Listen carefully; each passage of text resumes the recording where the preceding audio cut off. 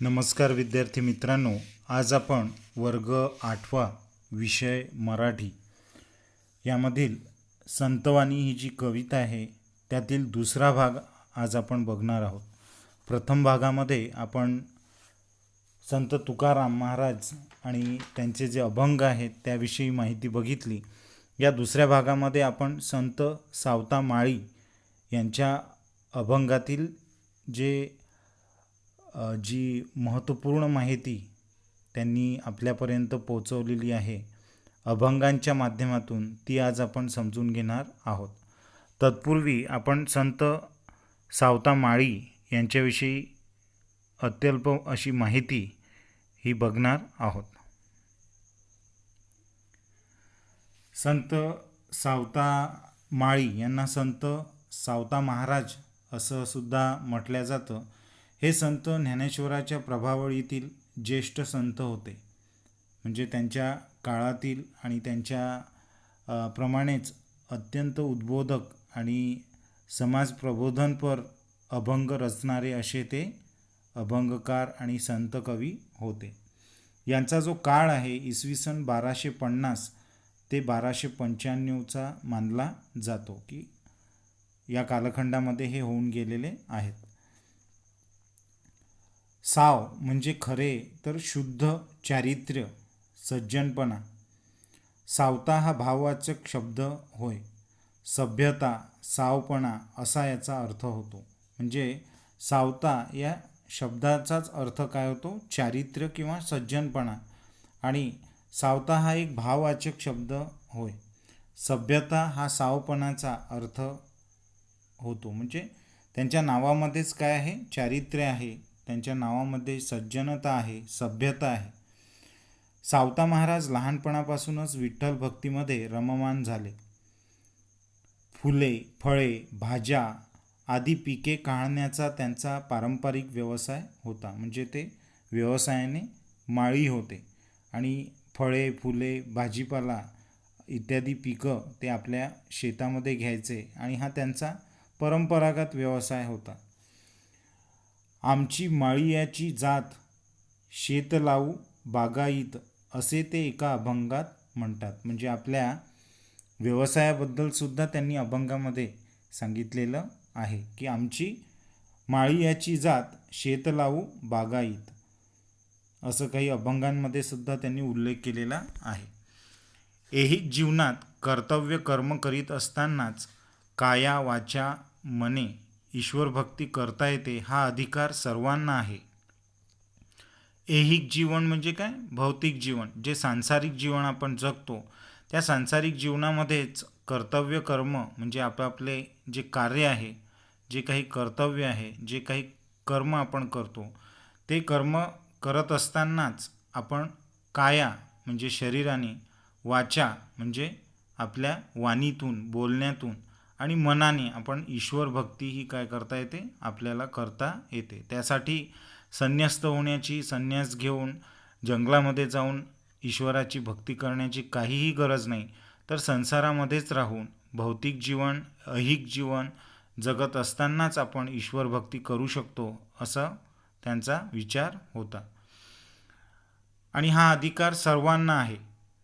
न लगे सायास, न पडे संकट, नामे सोपी वाट वैकुंठाची, असा त्यांचा रोकडा अनुभव होता. रोकडा म्हणजे काय? दांडगा. की ते ईश्वर भक्तीमध्ये आणि विठ्ठल भक्तीमध्ये रममाण झालेले असे एक संत होते. की ज्या वेळेला आपण ईश्वर भक्ती करतो त्यावेळेला आपल्यावर येणारे जे संकट असतात ते संकटसुद्धा आपल्याला अगदी सोपी वाटतात. आणि या ईश्वराच्या नामामध्ये एवढी शक्ती आहे की येणारी संकटसुद्धा आपल्याला अगदी आनंददायी वाटतात. आपल्याला कोणत्याही प्रकारची दुःख त्यामुळे आपल्याला होणार नाही. आणि नामांमुळे सर्व प्रकारच्या जीवनातील ज्या वाटा आहेत त्या काय होतात? अगदी सोप्या होतात असं ते म्हणतात. आणि ज्या वेळेला आपण नाम घेतो, त्या ईश्वराची भक्ती करतो, तर त्या भक्तीमुळे सुद्धा आपण काय होऊ शकतो? वैकुंठवासी होऊ शकतो. वैकुंठ काय?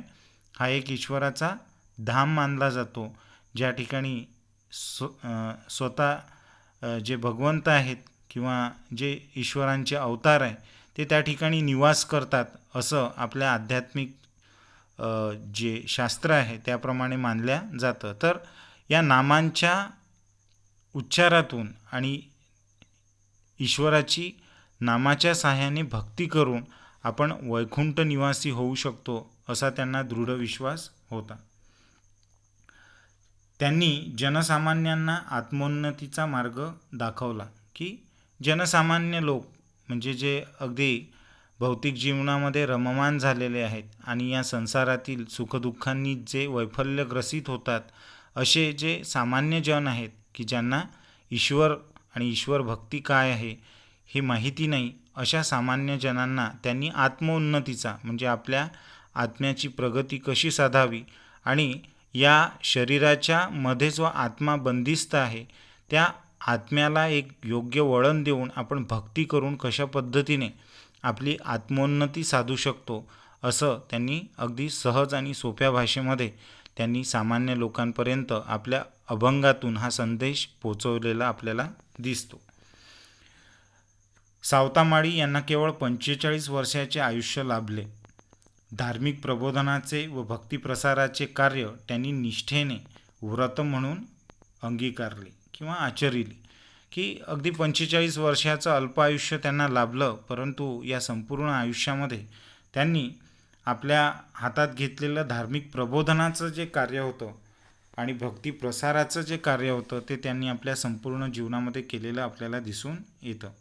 समरसता आणि अलिप्तता यातील विलक्षण समतोल त्यांच्या व्यक्तिमत्वात प्रकर्षाने जाणवतो की समरसता म्हणजे काय की एखाद्या कोणत्याही गोष्टीशी समरस होणे, एकरूप होणे, ते भक्तीमध्ये अगदी एकरूप झालेले होते. आणि अलिप्तता की भौतिक जीवनामध्ये राहूनसुद्धा त्यातल्या सुखदुःखांनी ते व्यथित होत नसायचे, त्यापासून ते अलिप्त होते, वेगळे होते.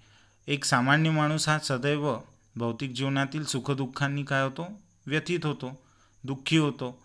अडीअडचणी आल्या की तो कोलमडून पडतो, त्याचा धीर जातो, त्याचा तोल जातो. परंतु सावतामाळी जे होते त्यांच्या व्यक्तिमत्वामध्ये काय होतं, भक्तीमधली समरसता तर होतीच, एकरूपता तर होतीच, परंतु भौतिक जीवनात राहूनसुद्धा ते कधीही सुखदुःखांनी व्यथित झाले नाही. ते ईश्वर भक्तीमध्येच सदैव रममाण राहिले. त्यांचे केवळ 37 अभंग हे उपलब्ध आहेत. म्हणजे आजच्या घडीला केवळ 37 अभंग हे उपलब्ध आहेत. अभंग म्हणजे काय, जे कधीही भंग पावत नाही, म्हणजे जे सर्व सदा काळ हे काय राहतात, जिवंत राहतात. म्हणजे काळ कितीही बदलला, कितीही आधुनिक झाला तरी त्यांनी या अभंगातून दिलेला जो संदेश आहे तो कधीही बदलत नाही. तो अभंग म्हणजे कधीही न बदलणारा असाच तो संदेश राहतो. आज जरी आपण 21व्या शतकामध्ये असलो तरीही हे अभंग तेवढेच दिशादर्शक आणि बोधप्रद आपल्याला ठरतात, आपल्या जीवनामध्ये मार्गदर्शन करणारे ठरतात. अशाच ज्या रचना आहेत त्यांना अभंग असं म्हटलं जातं. आषाढ वद्य चतुर्दशी शके 1217 दिनांक 12 जुलै 1295 रोजी संत सावता महाराज हे अनंतात विलीन झाले, म्हणजे ते मरण पावले. आणि आजही पंढरपूरच्या श्री विठ्ठलाची पालखी वर्षातून एकदा खास त्यांना भेटावयाला जाते. म्हणजे आजसुद्धा ती परंपरा पाळली जाते, कारण सावता महाराजांनी आपल्या अभंगातून जे समाज प्रबोधनाचं आणि परिवर्तनाचं काम केलेलं आहे त्याची आठवण आणि एक ईश्वराचा आणि विठ्ठलाचा एक असीम भक्त, एक निस्सीम भक्त म्हणून आजसुद्धा पंढरपूरची पालखी त्यांच्या भेटीकरिता एकदा वर्षातून ज्या ठिकाणी त्यांची समाधी आहे त्या ठिकाणी ती जातेच असं आपल्याला सांगितलं आहे. तर असे हे सावता माळी म्हणजे सावता महाराज की ज्यांच्या अभंगातून त्यांनी समाजाला आत्मोन्नतीचा मार्ग दाखवलेला आहे. तर त्यांच्या अभंगाकडे आता आपण वळूया, जी आपली कविता आहे. संत सावता माळी म्हणतात, मागणे ते आम्हा नाही हो कोणासी, आठवावे संतासी हेची खरे. की संत सावता माळी जे आहेत ते परमेश्वराकडे आळवणी करतात म्हणजे काय, की मागणे मागतात. तर त्यांचं मागणं काय, की हे देवा, आम्हाला जवळही काहीही मागणे मागायचे नाही, की मला काहीही नको. आम्हाला ईश्वराकडे काही संपत्ती धनदौलत ही मागायची नाही. मला काही मोटार गाडी किंवा बंगला किंवा माझ्या ज्या काही इच्छा आकांक्षा आहे त्या मला कोणाकडूनही मागायच्या नाही, म्हणजे मला कोणाकडूनही त्या नको आहे. आम्हाला काय हवं आहे, तर नेहमी संतांची आठवण आमच्या मनात कायम राहावी. की नेहमी संतांची आठवण राहावी. आता संतांची आठवण का राहावी, की जेणेकरून आम्हाला ईश्वराची आठवण ही राहील. कारण संत काय करतात, संत सदैव भक्तीमध्ये रममान असतात आणि इतरांनासुद्धा भक्ती करण्यासाठी प्रवृत्त करतात.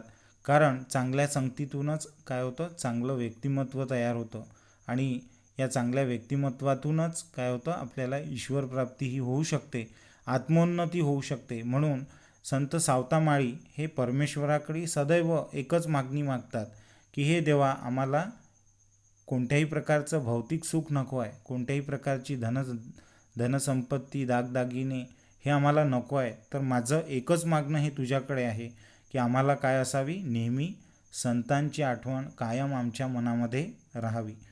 आणि हीच आमची काय आहे, खरी मागणी आहे. कारण या संतांच्याच अभंगातून, या संतांच्याच सहवासातून आमची जी भक्ती आहे ती काय होईल, त्यामध्ये उत्तरोत्तर विकास होईल, उत्तरोत्तर प्रगती होईल आणि मग आम्ही ईश्वर भक्तीकडे वळू आणि सदैव आमचं मन ईश्वराच्या भक्तीमध्ये रममान असेल आणि त्यातून आम्ही काय होऊ, आमचासुद्धा भक्तीमध्ये विकास घडून येईल. म्हणून संतांचा सहवास हा सदैव आम्हाला लाभावा, संतांची आठवण कायम आमच्या मनामध्ये राहावी, अशीच खरी मनापासून मागणी कोण करत आहे, संत सावतामाळी हे परमेश्वराकडे म्हणजेच त्यांच्या आवडत्या विठ्ठलाकडे ते ही मागणी करत आहेत.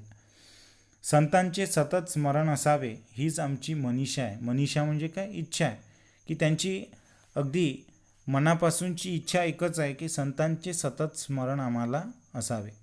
कारण संतांचे स्मरण ठेवले तर आम्हाला कोणाची आठवण राहील, ईश्वराची आठवण राहील आणि ईश्वर जर आठवला तर काय होईल, आमचासुद्धा उद्धार होईल, आम्हीसुद्धा वैकुंठवासी होऊ, म्हणजे आम्हीसुद्धा ईश्वराच्या धामाला पुन्हा वापस जाऊ. की आपल्या हिंदू शास्त्रांप्रमाणे मोक्ष ही संकल्पना मानली जाते आणि मोक्ष म्हणजे काय, की पुन्हा या भूतलावर, या पृथ्वीतलावर वापस आपण येणार नाही. म्हणजे सदैव आपला जो आत्मा आहे, जो शरीर जेव्हा आपण सोडतो त्यावेळेला हा आत्मा जेव्हा बाहेर निघतो तेव्हा तो कुठे जाईल, वैकुंठवासी होईल. म्हणजे आम्ही सदैव कोणाजवळ राहू, माझ्या आवडत्या ईश्वराजवळ आम्ही राहू, त्याच ठिकाणी आमचा निवास असेल. म्हणून या संतांचं स्मरण हे आम्हाला सदैव असावं हीच आमची खरी इच्छा आहे. अशा प्रकारची मागणी सतत ते सावतामाळी कोणाकडे करतायत, ईश्वराकडे करत आहेत. म्हणजेच आपल्या आवडत्या विठ्ठलाजवळ ती हे मागणी करत आहे. पुढे ते म्हणतात की पूर्ण भक्त आम्हा ते भक्ती दाविती, घडावी संगती तयाशीच. की पूर्ण भक्त म्हणजे संत हेच काय खऱ्या अर्थाने काय करतात, भक्तीचा मार्ग दाखवतात आणि संत हेच परिपूर्ण आहेत. कारण सामान्य माणसामध्ये विविध प्रकारचे षडरिपू असतात, राग, द्वेष, लोभ, मोह, मत्सर. पण संतांनी ती पातळी ही ओलांडलेली असते. ते राग, द्वेष, लोभ, मोह, मत्सर याच्या पलीकडे गेलेले असतात आणि म्हणून ते संतांना काय उल्लेख करतात, त्यांचा परिपूर्ण म्हणून त्यांचा उल्लेख करतात. कारण संत हेच परिपूर्ण आहेत आणि तेच काय करतील, आम्हाला भक्तीचा योग्य मार्ग दाखवतात. कारण इतर सामान्य माणसं हे तर ऐहिक जीवनामध्ये, भौतिक जीवनामध्ये, सांसारिक जीवनामध्ये विविध प्रकारच्या लोभांना, आमिषांना बळी पडतात आणि त्यामुळे ते भक्तिमार्गापासून दूर गेलेले असतात. परंतु संत मात्र हे सदैव ईश्वराच्या स्मरणामध्ये असतात आणि ईश्वरालाच आपला सखा सोबती मानून ते त्याची भक्ती करतात. आणि त्यामुळेच हेच संत विविध प्रकारच्या षडरिपूंपासून दूर असतात, म्हणजेच ते परिपूर्ण असतात. आणि म्हणून हे जे परिपूर्ण संत आहेत तेच आम्हाला काय दाखवतात? भक्तीचा योग्य मार्ग दाखवतात. कारण या संतांना त्याचा अनुभव असतो आणि या अनुभवातून ते या भौतिक जीवनामध्ये रममाण झालेल्या सामान्य लोकांना भक्तीचा मार्ग दाखवतात, की आम्ही भक्ती करून ईश्वराच्या प्रती जे समर्पण आम्ही केलेलं आहे ते सामान्य लोकांनी सुद्धा करावं, जेणेकरून त्यांनासुद्धा काय होईल? ईश्वर प्राप्तीचा अनुभव होईल, त्यांनासुद्धा ईश्वराचं दर्शन घडेल. म्हणून आम्हाला भक्तीचा योग्य मार्ग कोण दाखवतात? केवळ संतच दाखवतात. आणि संतच हे काय असतात? भक्तीमध्ये परिपूर्ण असतात असं ते म्हणतात. आणि असे जे संत आहेत त्यांचा सहवास आम्हाला काय व्हावा? सतत लाभावा, हीच आमची काय आहे? मनोकामना आहे. म्हणजे आमच्या मनातली इच्छा जी आहे ती काय आहे? की असे जे संत आहेत जे परिपूर्ण आहेत, ढोंगी संत नव्हे, अवडंबर करणारे संत नव्हे, तर कोण? की जे परिपूर्ण आहेत, ज्यांनी ईश्वराचा भक्तीच्या मार्गातून सहवास प्राप्त केलेला आहे, जे सदैव ईश्वर भक्तीमध्ये रममाण असतात, सदैव ईश्वर भक्ती करत असतात, अशा संतांचा सहवास आम्हाला सतत लाभावा, जेणेकरून आम्हीसुद्धा काय होऊ? ईश्वर भक्तीमध्ये लीन होऊ, समरस होऊ, एकरूप होऊ. आणि त्या माध्यमातून आम्हालासुद्धा काय होईल? ईश्वर प्राप्ती ही घडेल. आणि अशीच मनोकामना, इच्छा त्यांनी ईश्वराकडे व्यक्त केलेली आहे. संतांची संगत हेच आमचे काय आहे? मागणे आहे, की या संतांचा सतत सहवास आम्हाला लाभावा आणि या संतांची सतत आमची भेट व्हावी, या संतांची संगत म्हणजे सोबत आम्हाला सदैव लाभावी, हेच मागणे ते काय करतात? ईश्वराकडे करतात. आणि असं का म्हणतायत सावतामाळी? कारण त्यांना ठाऊक आहे की या भौतिक जीवनामध्ये जी माया आहे, जो लोभ आहे, जे आकर्षण आहे, त्या आकर्षणाच्या पलीकडे आपण जर गेलो नाही तर सदैव आपण या भौतिक जीवनामध्येच ठेचा खात राहू आणि आपल्याला सदैव सुखदुःख यांची अनुभूती ही होत राहील. आणि शेवटी काय आहे? आपण कितीही संपत्ती, धनदौलत ही मिळवली तरी एक दिवस सर्वांना हे जीवन याला अंत आहे. आणि या अंतानंतर मात्र काय होईल? आपल्याला ईश्वराचा सहवास, ईश्वर स्मरण, ईश्वराची भक्ती ही करता येणार नाही. म्हणून याच जीवनात याची देही आपल्याला काय हवं आहे? संतांचा सहवास लाभला तर आपण सुद्धा भक्तिमार्ग अनुसरू आणि ईश्वराची भक्ती चांगल्या प्रकारे करू शकू. म्हणून ही संतांची संगत सोबत ही सदैव आम्हाला लाभावी, असे त्यांचे ईश्वराकडे मागणे आहे. पुढे सावतामाळी म्हणतात की सावता म्हणजे कृपा करी नारायणा, देव तोची जाना असे मग. सावतामाळी या ठिकाणी काय म्हणतात? की हे ईश्वरा, आमच्यावर कृपा करा व आम्हालाही संतांची भेट घडवा. कारण सगळ्यांच्याच जीवनामध्ये खूप चांगले संत येतील असं नाही, की आपण आजच्या आधुनिक काळामध्ये बघतो की अनेक संत हे आहेत, परंतु कालांतराने त्यांचं पतन होतं आणि ते लोक संपत्तीच्या आणि विविध प्रकारच्या प्रलोभनांच्या मागे लागतात, लोकांची लुबाडणूक करतात, फसवेगिरी करतात. तर अशा भोंदूबाबांपासून आपण या काळामध्ये दूर राहिलं पाहिजे. परंतु संत सावतामाळी म्हणतात की हे ईश्वरा, आमच्यावर कृपा करा, आमच्यावर काय करा? अशी कृपा करा की आम्हाला खऱ्या संतांची काय करा? भेट घडवा. आणि हेच संत आमच्या जीवनामध्ये परिवर्तन घडून आणतील, आम्हाला भक्तीचा लळा लावतील आणि या भक्तीच्या ईश्वर स्मरणाच्या माध्यमातून आम्ही काय होऊ? आम्ही परिपूर्ण होऊ आणि आम्ही वैकुंठ निवासी होऊ. आम्ही तुमच्यापर्यंत येण्याचा जो मार्ग आहे तो जाणू आणि आमच्या जीवनामध्ये सुद्धा काय होईल? भक्तिमय असं जीवन आमचं होईल. म्हणून असे जे संत आहेत, जे खऱ्या अर्थाने संत आहेत, जे ईश्वराच्या भक्तीमध्ये लीन झालेले आहेत, ज्यांना ईश्वराची अनुभूती आहे, अशा संतांची भेट आम्हाला घडवा. कारण संत हेच काय आहेत? खरे परमेश्वर आहेत. कारण आपण बघतो की प्रत्येक माणसामध्ये परमेश्वर आहे, परंतु या परमेश्वराची जी खरी ओळख आहे ती तेव्हाच होते ज्या वेळेला त्याच्या अंगी असलेले जे गुण असतात ते चांगले असतील तर. म्हणून असे जे संत आहेत त्यांची भेट आम्हाला तुम्ही काय करा, घडवा, असं संत सावतामाळी हे म्हणतायत. कारण हेच संत कोण आहेत, खऱ्या अर्थाने परमेश्वर आहेत. कारण त्यांच्यामध्ये असलेले जे चांगले गुण असतात त्या गुणाच्या प्रभावामुळे इतर सामान्य लोकसुद्धा प्रभावित होतात आणि ते भक्ती मार्गाकडे वळतात. म्हणून असे संत हेच काय, परमेश्वराचं प्रतिरूप आहे की ज्यांच्यामध्ये कोणत्याही प्रकारचे षडरिपू नाहीत आणि जे योग्य असं मार्गदर्शन, यथायोग्य मार्गदर्शन सामान्य लोकांना करतात. तर अशा संतांचा सहवास, संगत आम्हाला लाभावी आणि आमच्यावर ईश्वराने हेच कृपा करावी, अशा संतांची भेट आम्हाला घडवावी की जे काय आहे, परमेश्वराचं प्रतिरूप आहे. कारण परमेश्वर तर व्यक्ती बनू शकत नाही, परंतु ज्याच्या अंगी परमेश्वरासारखे गुण आहेत, अशा गुणांनी गुणसंपन्न असे जे संत आहेत, अशा संतांची भेट आम्हाला घडवा, जेणेकरून आम्हाला काय होईल, परमेश्वर मिळाला अशा प्रकारचा आनंद सामान्य लोकांना होईल आणि ते परमार्थ साधू शकतील, आत्मोन्नती साधू शकतील आणि वैकुंठ निवासी होऊ शकतील. तर अशा मोजक्या अभंगांच्या माध्यमातून सावतामाळी यांनी अत्यंत उद्बोधनपर असे अभंग हे सामान्य जनांसाठी रचलेले आपल्याला दिसतात. या अभंगातून त्यांनी संत आणि त्यांचं महत्त्व हे पटवून देण्याचा प्रयत्न केलेला आहे. कारण या संतांच्या सहवासात राहूनच आपण काय होऊ शकतो, परमेश्वर प्राप्ती ही करू शकतो. म्हणून अशा संतांची सदैव भेट आम्हाला घडवावी आणि या संतांच्या सहवासात आम्ही ईश्वर भक्तीकडे आम्ही आकर्षित व्हावं आणि ईश्वर भक्ती करावी, जेणेकरून आमचीसुद्धा काय होईल, आत्मप्रगती होईल, आत्मोन्नती होईल. अशा प्रकारचा संदेश हा सामान्य जनांसाठी या अभंगातून सावतामाळी यांनी दिलेला आहे. यानंतर या कवितेतील काही कठीण शब्दार्थ या ठिकाणी मी दिलेले आहेत, ज्यामध्ये आहे भक्त. भक्त म्हणजे कोण, उपासक, जो उपासना करतो.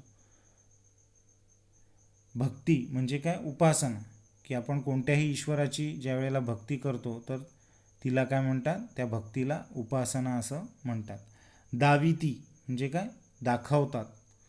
घडावी म्हणजे मिळावी. संगती म्हणजे सोबत. तयाशीच म्हणजेच त्यांचीच. कृपा म्हणजे उपकार, आशीर्वाद. नारायण म्हणजे कोण, परमेश्वर. जाना म्हणजे जाणून घ्या, समजून घ्या. तर विद्यार्थी मित्रांनो, अशा प्रकारे आपण आज मराठीतील ही कविता, जिचं नाव आहे संतवाणी, यातला द्वितीय भाग बघितला. तर हा संपूर्ण भाग तुम्हाला चांगल्या प्रकारे लक्षात आलेला असेलच अशी मी आशा करतो आणि या ठिकाणी थांबतो. धन्यवाद.